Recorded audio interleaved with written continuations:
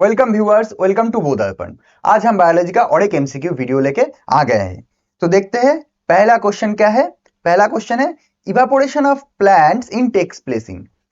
Plants के अंदर जो इवेपोरेशन होता है ये कहां पे होता है। ऑप्शंस क्या क्या है, लीफ, रूट, फ्लावर और stem.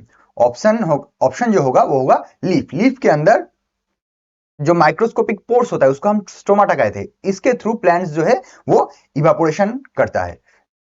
Leaves having stomata which help in gaseous exchange, water transportation and evaporation. ये जो है ये स्टोमाटा है जो माइक्रोस्कोपिक है, लीफ के अंदर होता है, वो इवापोरेशन में हेल्प करता है लीफ को, प्लांट को।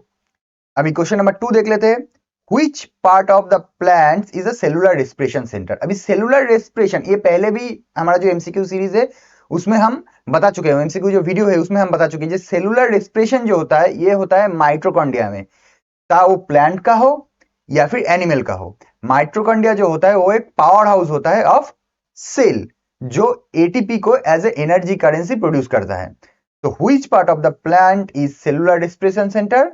It's mitochondria. क्वेश्चन बहुत ही इजी था, अगर आप हमारे जो पहले का वीडियो है वो अगर कर चुके हैं तो ये क्वेश्चन जो आंसर है ये आप इजीली कर सकते हैं। अभी क्वेश्चन नंबर 3 देख लेते हैं। क्वेश्चन नंबर 3 क्या है? Which of the following is plant hormone? इनमें से कौन सा प्लांट हार्मोन है? यह है ऑक्सिन। ऑक्सिन जो है ये रूट फॉर्मेशन में हेल्प करता है। और जो प्लांट हार्मोन है वो भी हम देख लेते हैं। गिबरेलिन जो प्रोमोट करता है जर्मिनेशन ऑफ फ्लावरिंग। इथाइलिन जो फ्रूट राइपिंग में हेल्प करता है। साइटोकाइनिन जो delay in ageing process and ascorbic acid वो क्या करता है, ग्रोथ रेगुलेट करता है। तो एपिनेफ्रिन क्या करता है? एपिनेफ्रिन जो है वो ह्यूमन बॉडी का जो स्मूथ मसल है उसका कॉन्ट्रैक्शन में हेल्प करता है, जैसे कि वास्कुलर कॉन्ट्रैक्शन हो गया, पैपिलरी कॉन्ट्रैक्शन हो गया, ये सब कॉन्ट्रैक्शन में हेल्प करता है। ईस्ट्रोजन क्या करता है? ईस्ट्रोजन जो secondary sexual characteristics of our body उसको ग्रो करने में ये और उसको रेगुलेट करने में ईस्ट्रोजन हेल्प करता है। और ऑक्सीटोसिन क्या करता है? ऑक्सीटोसिन को हम बोलते हैं लव हार्मोन। जो अफेक्शन होता है, जो मदर और सन या मदर और चाइल्ड का जो लव होता है, या फिर जो जब हम किसी के ऊपर ट्रस्ट करते हैं, जो रोमांटिकली जो अटैचमेंट होता है, ये सब जो करते हैं ये एक ऑक्सीटोसिन रेगुलेट करता है। तो ऑक्सीटोसिन को हम कहते हैं लव हार्मोन। तो प्लांट हार्मोन है इसमें ऑक्सिन। तो क्वेश्चन नंबर 4 देख लेते हैं। Which of the following part of plant responsible for transport of food material to other organ? Plant का कौन सा ऑर्गन है जो रिस्पॉन्सिबल है फूड मटेरियल को ट्रांसपोर्ट करने में? फाइलेम, जाइलेम, स्टेम और लीफ। इट्स फाइलेम। फाइलेम जो है ये फूड ट्रांसपोर्ट में हेल्प करता है। जाइलेम जो है ये वाटर ट्रांसपोर्ट में या मिनरल ट्रांसपोर्ट में हेल्प करता है। ठीक है, तो water transport to other organs done by phloem और जाइलेम, और फाइलेम क्या करता है? ये फूड ट्रांसपोर्ट में हेल्प करता है। ठीक है, क्वेश्चन नंबर 5 देख लेते हैं। In process of photosynthesis, photosynthesis का जो प्रोसेस है, which energy conversion takes place, मतलब कि कौन सा एनर्जी लगता है जो कन्वर्ट होकर एक दूसरा एनर्जी में प्रोड्यूस होता है। फोटोसिंथेसिस में हम सबको पता है कि सनलाइट लगता है, तो light energy to chemical energy. Photosynthesis जो प्रोसेस है उसका जो इक्वेशन अगर हम बोले तो उसके इक्वेशन क्या होगा? 6CO2 plus 6H2O। अभी यहाँ पे सनलाइट आएगा, क्या प्रोड्यूस करेगा? ग्लूकोज। तो फोटोसिंथेसिस जो प्रोसेस है उसमें क्या होता है, ये लाइट, सनलाइट आ रहा है, फिर कार्बन डाइऑक्साइड जा रहा है, और जो वाटर है वो लेके जो लीफ है उसमें केमिकल मतलब कि जो प्रोड्यूस होता है, ग्लूकोज जो प्रोड्यूस हो रहा है वो केमिकल एनर्जी में ट्रांसपोर्ट हो रहा है। तो light energy to chemical energy. So photosynthesis में क्या होता है? लाइट एनर्जी केमिकल एनर्जी में कन्वर्ट होता है। तो देख लेते हैं क्वेश्चन नंबर 6 क्या है। The cause of water movement in a plant stem against gravities. Plant stem के अंदर जो वाटर का मूवमेंट होता है अगेंस्ट द ग्रेविटी, उसको हम क्या बोलते हैं? उसको हम बोलते हैं ट्रांसपीरेशन। ट्रांसपीरेशन की वजह से जो प्लांट के अंदर जो वाटर मूवमेंट होता है वो अगेंस्ट द ग्रेविटी होता है। नेक्स्ट क्वेश्चन ये हो गया ट्रांसपीरेशन। क्वेश्चन नंबर 6 का आंसर जो है वो है ट्रांसपीरेशन। क्वेश्चन नंबर 7 देख लेते हैं। Mention A plant name which produce only seeds but not fruit. ऐसा एक प्लांट इनमें से कौन सा है जो सिर्फ सीड्स प्रोड्यूस करता है, कोई फ्रूट्स प्रोड्यूस नहीं करता? हम सबको पता है जो जैक फ्रूट है वो फ्रूट्स प्रोड्यूस करता है, उसके अंदर सीड्स रहता है। गुआवा फ्रूट्स होता है, उसके अंदर सीड्स होता है। मैंगो सेम, लेकिन सिट्रस जो फ्रूट्स है वो सीड्स होता है, कोई फ्रूट्स नहीं होता। तो करेक्ट आंसर इज सिट्रस। इसको जार्मेनोस्पर्म कहते हैं। जार्मेनो मतलब कि ये जो है नेकेड सीड्स प्रोड्यूस करता है, डायरेक्ट सीड्स होता है, कोई फ्रूट्स नहीं होता। उसको हम क्या कहते हैं? जिम्नोस्पर्म कैटेगरी का प्लांट से। ठीक है, तो सिट्रस है जिम्नोस्पर्म कैटेगरी का प्लांट जो क्या करता है? डायरेक्ट सीड्स प्रोड्यूस करता है, कोई फ्रूट्स नहीं होता उसमें। तो क्वेश्चन नंबर 8 देख लेते हैं। Which of the following is not an essential? इनमें से कौन सा एसेंशियल माइक्रोन्यूट्रिएंट्स नहीं है? क्वेश्चन ठीक से पढ़ना है, एसेंशियल माइक्रोन्यूट्रिएंट्स नहीं है, ये है क्वेश्चन। इनमें से सोडियम जो है वो एसेंशियल माइक्रोन्यूट्रिएंट्स प्लांट्स का नहीं है। जो 7 प्लांट्स का जो 7 एसेंशियल माइक्रोन्यूट्रिएंट्स है वो क्या क्या है? Boron, zinc, manganese, iron, copper, molybdenum and chlorine. Sodium कहीं पे भी नहीं है, तो sodium is not an essential micronutrients of plants. ठीक है ना। क्वेश्चन नंबर 9 देख लेते हैं। Which of the following is the process of pollination of snail? Snail के थ्रू जो पॉलिनेशन प्रोसेस होता है उसको हम क्या कहते हैं? अभी ये जो पॉलिनेशन प्रोसेस है उसको हम कैसे जानते हैं? ट्रांसपोर्टेशन ऑफ पोलन ग्रेन जो होता है उसको मेल से फीमेल जो स्टिग्मा है, फ्लावर स्टिग्मा है, उनमें जो ट्रांसपोर्ट करता है उसको हम कहते हैं पॉलिनेशन। अभी पॉलिनेशन ऑफ स्नेल को हम क्या कहते हैं? इसको कहते हैं मेलाकोफिली। अभी बीज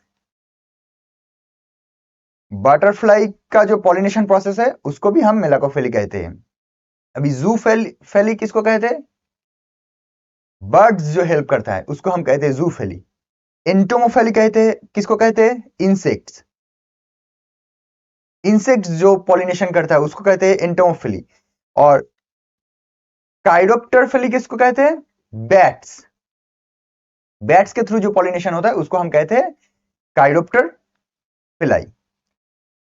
तो पॉलिनेशन प्रोसेस जो स्नेल का है उसको हम कहते हैं मेलाकोफिली। क्वेश्चन नंबर 10 देख लेते हैं।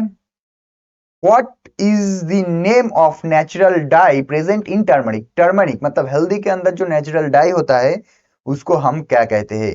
आप ऑप्शन से आप इजीली सिलेक्ट कर सकते हैं।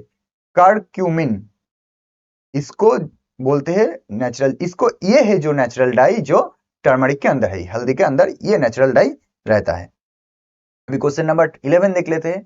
ये बहुत ही स्ट्रेट फॉरवर्ड क्वेश्चन चल रहा है, ठीक है ना, तो इजी होगा। What is the main function of inner bark of woody plant? woody plant जो होता है उसका inner bark का काम क्या होता है? Protect plant from animals, transport water and minerals from root to leaves, transport food from leaves to other part of the plants or all of them.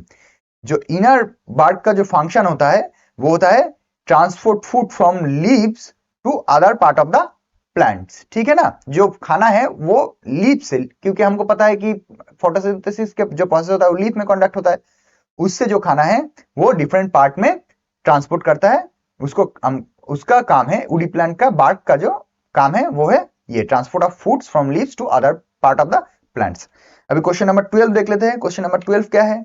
What is nitrogen fixation? Directly आते हैं। The enzyme nitrogenase residue reduces to nitrogen to form ammonia।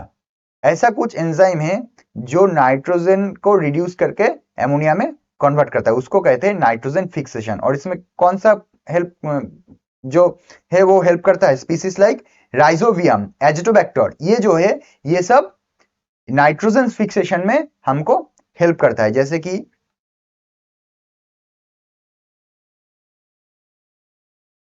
Rhizobium हो गया,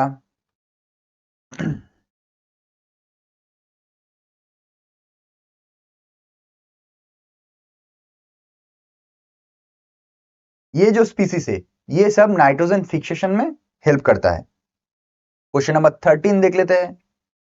what do you mean by vivipary plants? Vivipary plants का मतलब क्या है? Development of peanuts fruits after fertilisation, germination of seeds inside the fruit while it's still on the parent plant tree, parent tree, germination of seeds in the surfaces of stream where some soil is deposited, or organization of several shoots. Option होगा germination of seeds inside the fruits while it's still on the tree. जब tree के ऊपर है वहां पर ही जो seeds है वो जर्मिनेशन हो जाता है फ्रूट्स के अंदर ही, तो इसको हम कहते हैं vivipary plants. Germination of seeds inside the fruit, fruit के अंदर ही जर्मिनेशन होता है, while it is still on the plant parent tree, मतलब जो पेरेंट ट्री है उसके अंदर है तब भी जो है जर्मिनेशन का प्रोसेस जो है वो चालू हो गया, इसको हम कहते हैं विविपरी प्लांट्स. क्वेश्चन नंबर 14 देख लेते हैं. Which of the following is responsible for red color in tomato? Tomato के जो रेड कलर होता है, टोमेटो का जो रेड कलर होता है उसमें से ये कौन सा है जो रिस्पॉन्सिबल है? वो है लाइकोपेन. लाइकोपेन जो है वो टोमेटो का जो रेड कलर है उसके लिए रिस्पॉन्सिबल है. ये एक ऑर्गेनिक पिगमेंट है,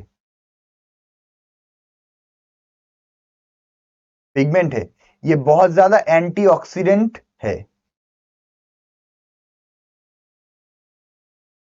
ये बहुत ही ज्यादा एंटीऑक्सीडेंट है.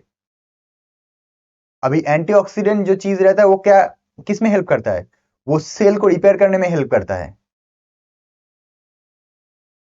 सेल रिपेयर में जो एंटीऑक्सीडेंट होता है जिसमें, तो वो रिपेयर उसमें हेल्प करता है. तो टोमेटो जो है वो हमारे बॉडी के लिए बहुत ही जरूरी है क्योंकि वो सेल डैमेज को रिपेयर करेगा. अभी क्वेश्चन नंबर 15 और लास्ट क्वेश्चन देख लेते हैं. Plants that are growing on sand, sand में या फिर डेजर्ट में जो प्लांट ग्रो करता है उसको हम क्या कहते हैं? उसको हम कहते हैं सेमोफाइट्स. प्लांट जो डेजर्ट के अंदर ग्रो करता है उसको हम कहते हैं सेमोफाइट्स. अभी टेरिडोफाइट्स किसको कहते हैं? टेरिडोफाइट्स वो प्लांट से जो जिसमें फ्लावर्स एंड सीड्स प्रेजेंट, ठीक है ना, उसको हम कहते हैं टेरिडोफाइट्स, जिसके अंदर फ्लावर सीड्स नहीं होता. बैडोफाइट्स किसको कहते हैं?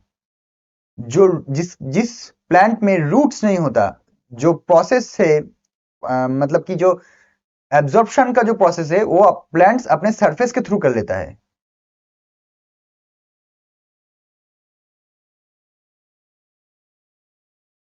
और ज़ेरोफाइट्स किसको कहते हैं? ये arid region, snow cover area में पाया जाता है. So plants that are growing on sand और डेजर्ट इज कॉल्ड ज़ेमोफाइट्स. तो this is our last question, question number 15. Biology का ये जो एमसीक्यू वीडियो था ये यहीं पे खत्म होता है. और आप जरूर से वो दर्पण को सब्सक्राइब कर लीजिए ताकि आपके पास और बेल आइकन को दबा लीजिए ताकि आपके पास जो नया जो वीडियो आ रहा है उसका नोटिफिकेशन आपके पास पहुंच सके और आप इन वीडियो को देख के आपका जो तैयारी है एग्जाम का वो ठीक से कर सके. तो मिलते हैं अगले वीडियो में. Thank you for watching.